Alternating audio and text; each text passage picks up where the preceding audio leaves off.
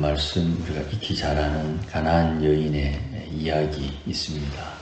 그리고 질병이어 이야기가 이어집니다. 지역의 배경이 이방 지역으로 옮겨집니다. 예수님께서 두로와 시돈 지방으로 들어가셨습니다. 거기에서 가나안 여인 한 명을 만나게 되는데 이 여인이 예수님에게 청원을 합니다. 딸이 귀신이 들렸으니 고쳐주십사 요청을 합니다. 그런데 이 요청하는 여인의 말이 좀 범상치 않습니다.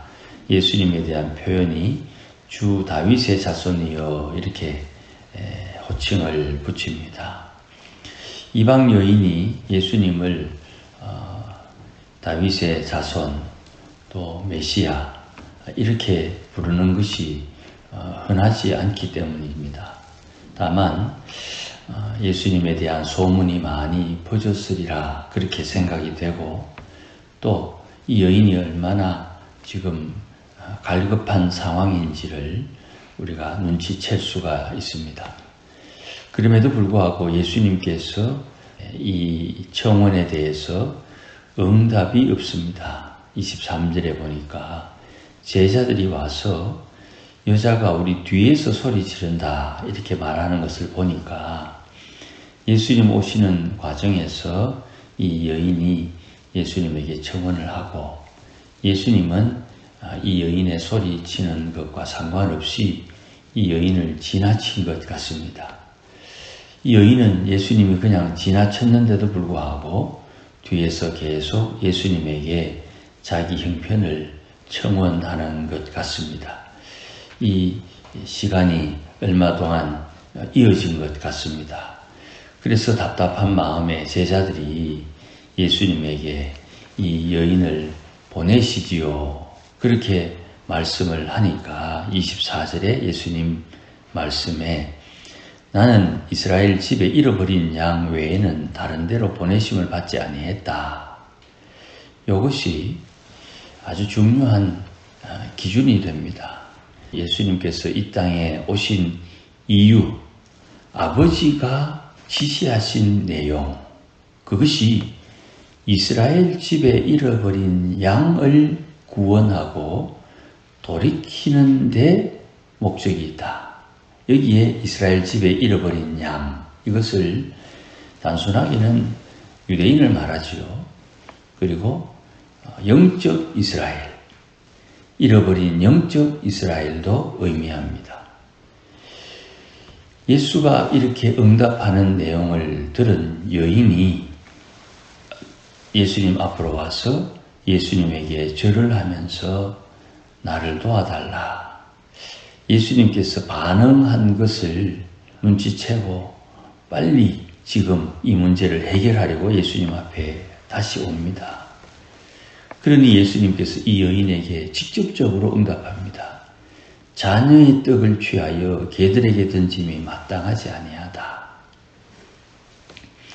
누가 자녀고 누가 개인지 그 주위에 있는 사람 다 압니다. 이런 취급을 이 여인은 유대인들에게 많이 받았을 겁니다. 그런데 이 이야기를 듣고 자존심 상하거나 절망하는 것이 아니라 되레 이런 고백을 합니다. 27절에 주여 자녀들의 떡을 취하여 개들에게 주는 것이 마땅한 것이 아닌 줄 압니다. 그러나 개들도 제 주인의 상에서 떨어지는 부스러기를 먹습니다. 이 표현이 아주 기가 막힌 표현입니다. 누가 자녀에게 줄 떡을 이불로 개에게 던져주겠습니까? 혹시라도 실수하거나 혹이라도 의도치 않게 땅에 떨어진 자녀가 먹어야 될 떡은 개들이 와서 주워 먹는다는 거죠. 이 표현이 예수님의 마음을 움직입니다. 여자여 네 믿음이 크도다. 네 소원대로 되리라. 그렇게 말씀하시니 그 딸이 나았다. 이 일련의 과정, 대화 속에 하나님께서 주님께서 의도하는 바가 있습니다. 아버지가 예수님에게 주신 사명, 그 사명을 이 여인이 말 한마디 잘한다고 해서 고쳐준 것으로 오해하면 안 됩니다. 말해서 잘 보여가지고 예수님이 고쳐준 게 아니에요.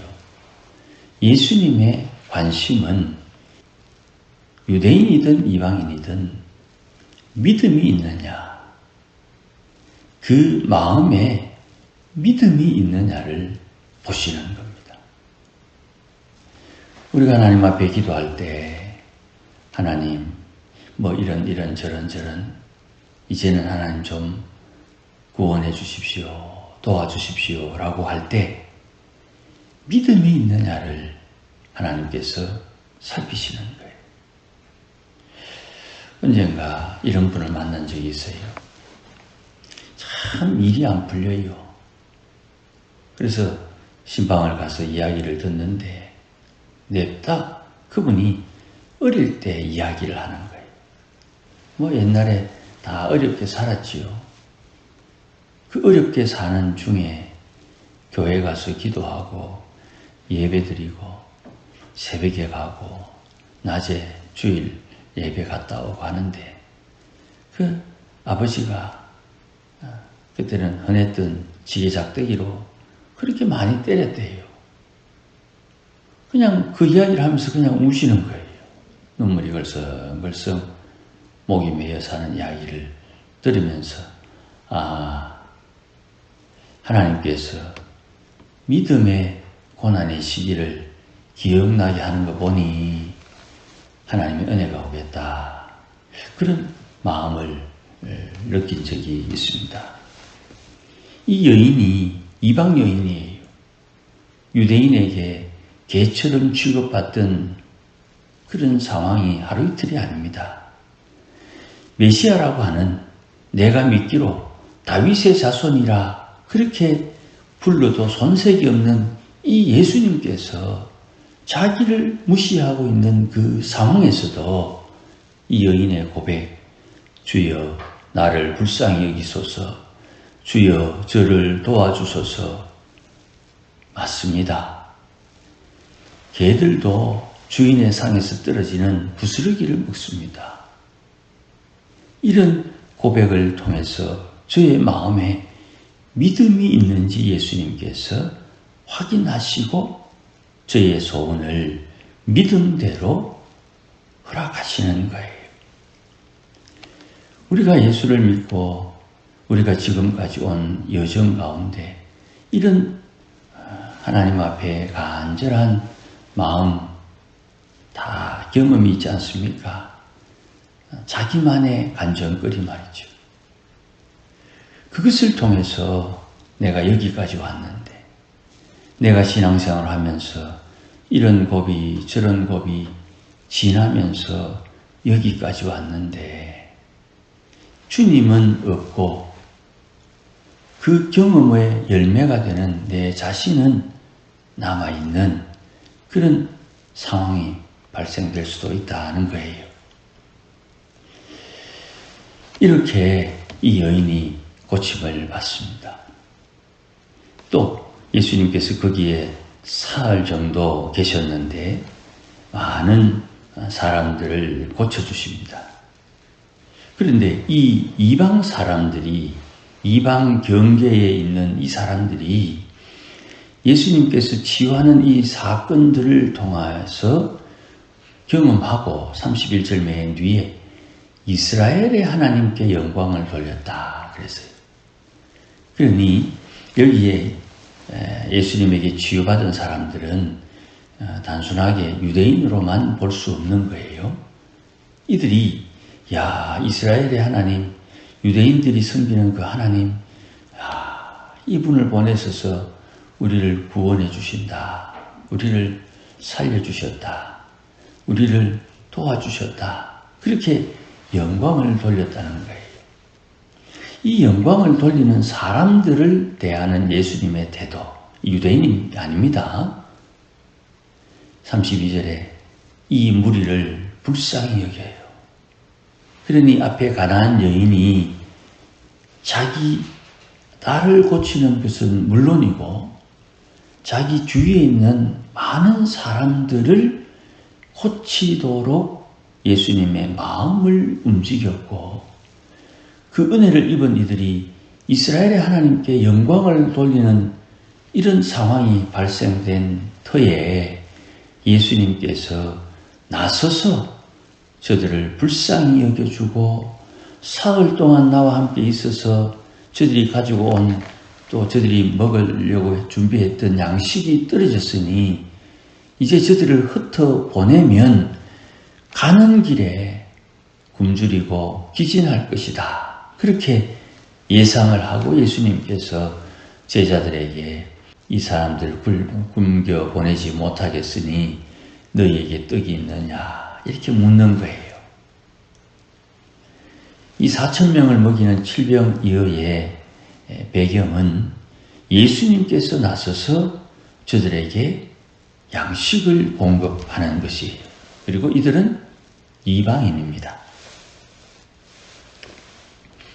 오병이어는 유대인들을 대상으로 하지만 칠병이어는 이방인을 대상으로 해요.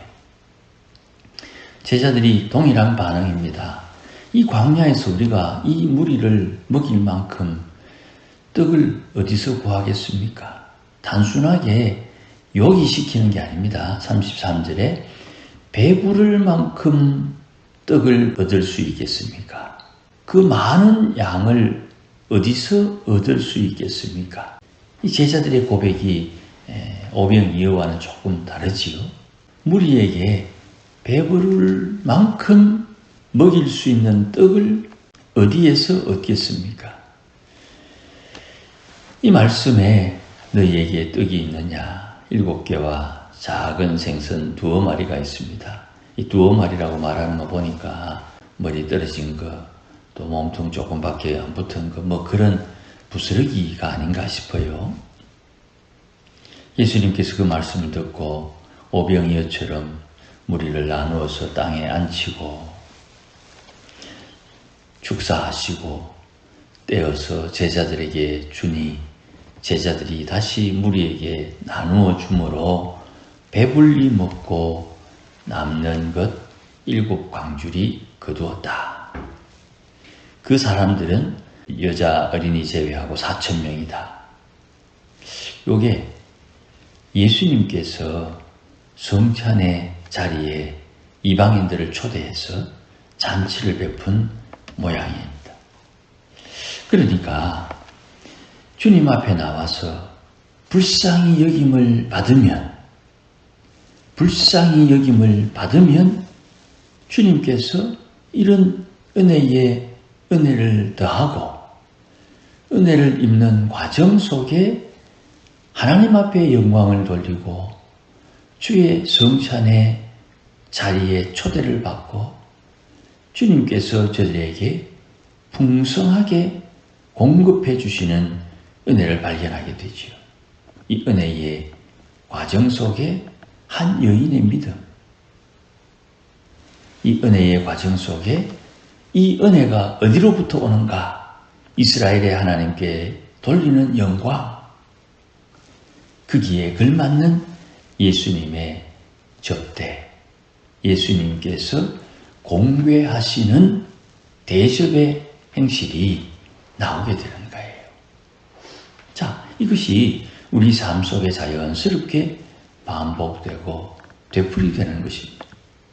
성도는 이 땅에서 마태복음 7장 맨 뒤에 나오는 것처럼 주님께서 우리에게 공급할 수 있는 기회를 제공하실 때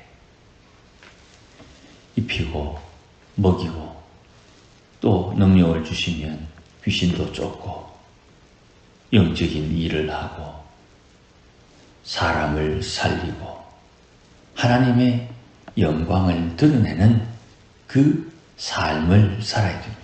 이것은 과정을 다 경험해 보셨으니 아시겠습니다만은 주님께서는 말씀하시고 우리는 그 말씀에 대하여 자발적 헌신을 하는 것입니다.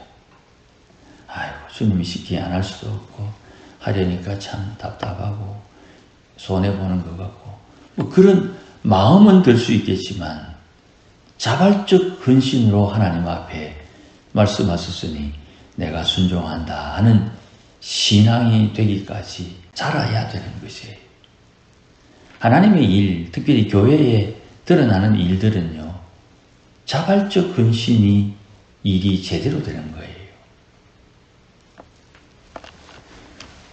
성도는 주의 말씀에 응답하는 것입니다. 하나님께서 우리에게 먼저 말씀하시고 그 말씀에 순종하는 것을 통해 그에게 필요한 것을 공급하시는 거예요. 종종 말씀드렸습니다마는 고난 속에 축복이 있다. 말도 안 되는 소리를 왜 우리에게 합니까? 해도 그 말도 안 되는 것을 하나님의 마음으로 이해하고 순종하는 그에게 주님은 숨겨진 고난 속에 숨겨진 복을 그에게 제공하시는 거예요. 아무쪼록 하나님 앞에 우리의 봉사, 섬김, 또 우리의 헌신이 자연스럽게 이어져서 하나님께서 주시는 평가, 내 믿음이 크도다. 내가 너를 사랑하노라. 너에게 이것을 주노라 하는 하나님께서 주시는 그 은혜를 받고 누리고 또 많은 이들에게 주의 사랑을 제공하고 나누는 은혜로운 삶을 사는 우리 모두가 되시기를 주의 이름으로 축복합니다. 기도하십시다. 하나님 아버지 고맙습니다. 가나안 여인을 통해서 그 지역에 있는 많은 사람들이 예수님께서 사흘을 머물며 고쳐주시고 치유하시는 은혜를 얻게 하셨습니다. 더불어 하나님 앞에 영광을 돌리는 아름다운 고백도 듣습니다.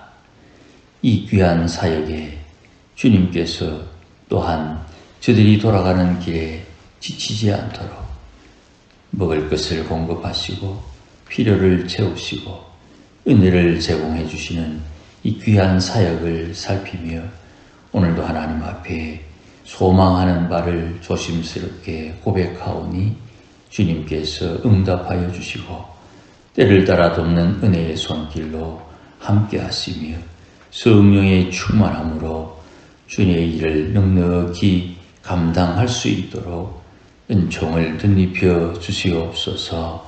예수님의 이름으로 기도하옵나이다. 아멘.